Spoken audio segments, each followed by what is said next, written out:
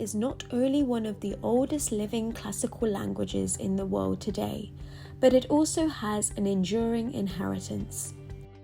This is the inheritance that uplifts the Tamil people to succeed in places where they live in all over the world.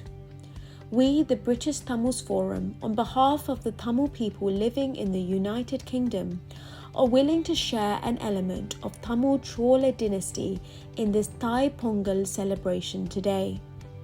Tamil Sangam literature records 3 Tamil dynasties known as Chera, Chola and Pandya, among which exploring Tamil success during the long-serving Chola dynasty is the subject today. Learning about the thalassocracy of the Chola naval force is conspicuous. Its maritime empire of southern India had been one of the longest ruling dynasties in the history of the world. Upon unifying peninsular India south of the Tungabhadra River and holding the territory as one state for 3 centuries between 907 and 1215 CE, the Cholas' power and prestige peaked through their expeditions to the Ganges and naval raids on cities of the Srivijaya Empire in Indonesia on the island of Sumatra. The Chola dynasty was a military, economic and cultural powerhouse in South Asia and Southeast Asia. By conquering Srivijaya Empire, Cholas secured the sea trade road to China.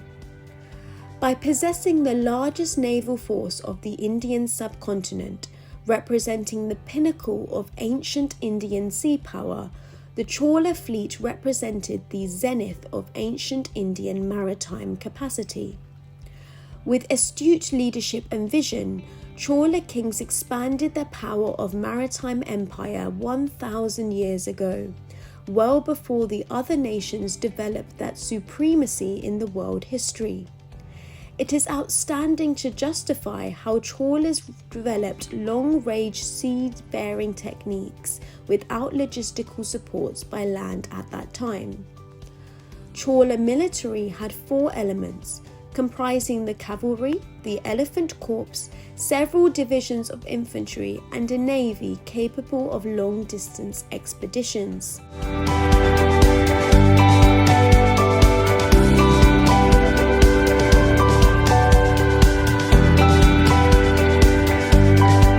Chola admirals commanded much respect and prestige, and the navy commanders also acted as diplomats in some instances. The Chola kings built temples and endowed them with great wealth.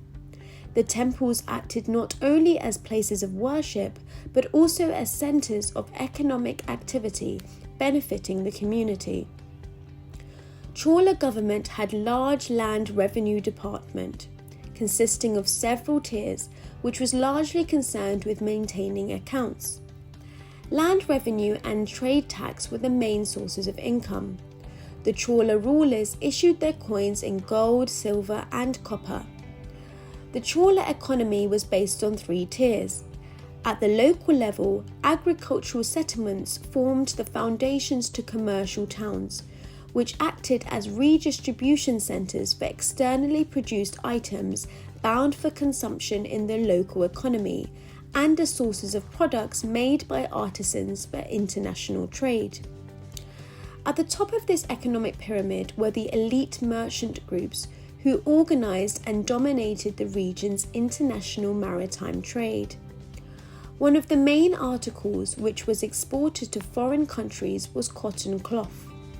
Orayur, the capital of the early Chola rulers, was a famous centre for cotton textiles, which was praised by Tamil poets. Agriculture was the principal occupation for many people. Besides the landowners, there were others dependent on agriculture. Trade was carried on by merchants organised by guilds, a powerful autonomous corporation of merchants which visited different countries during their trade.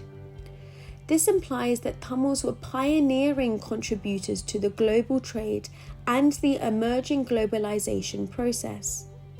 The Cholas excelled in foreign trade and maritime activity, extending their influence overseas to China and Southeast Asia. Towards the end of the 9th century, southern India had developed extensive maritime and commercial activity. The Tang dynasty of China, the Sri Vijaya Empire under the Sailendras, and the Abbasid Caliphate at Baghdad were the main trading partners. Song dynasty reports record that an embassy from Chola reached the Chinese court in 1077, a trading venture highly profitable to the visitors, returned with copper coins in exchange for articles of tribute, including glass and spices. Probably the motive behind Rajendra's expedition to Sri Vijaya was the protection of the merchants' interests. With heavily ornamented pillars, accurate in detail and richly sculpted walls, the Airavateswara's temple at Darasuram is a classic example of Chola art and architecture. They built several Shiva temples along the banks of the river Kaveri. The Chola architecture has been appreciated for its magnificence as well as its delicate workmanship, ostensibly following the rich traditions. Architectural historian James Ferguson says that the Chola artists conceived like giants and finished like jewelers. The maturity and grandeur to which the Chola architecture had evolved found expression in the two temples of Tanjavur and Gangaikonda Cholapuram. The magnificent Shiva temple of Tanjavur, completed around 1009, is a fitting memorial to the material achievements of the time of Raja. The Chola period is also remarkable for its sculptures and bronzes. While Tamil and Sinhalese had two separate kingdoms in Sri Lanka, Cholas conquered the island in 993 AD, when Raja Chola sent a large Chola army which conquered the Anuradhapura kingdom in the north-central part and added it to the sovereignty of the Chola Empire. The whole or most of the island was subsequently conquered and incorporated as a province of the vast Chola Empire during the reign of his son Rajendra Chola. The Cholas then founded a new capital at Janata Mangalam, present-day Polonnaruwa, to the southeast of Anuradhapura, lasting for close to a century and consequently would continue to thrive as the capital of the kingdom of Polonnaruwa. Several mercantile towns were established across the island. The village of Mattotam, alias Mandai in Mannar, the closest link to Chola warriors of the mainland, was developed into an important seaport city with many highways. The Chola officers also built an irrigation tank near Ilupe Kadavai, known as Chola Mandala Kulam, north of Mannar. Indigenous Tamil people have lived for more than 2,000 years in the northern and eastern parts of present-day Sri Lanka as the traditional homeland. In pre-colonial days, there was the Tamil kingdom in the northeast and the two Sinhalese kingdoms in the south.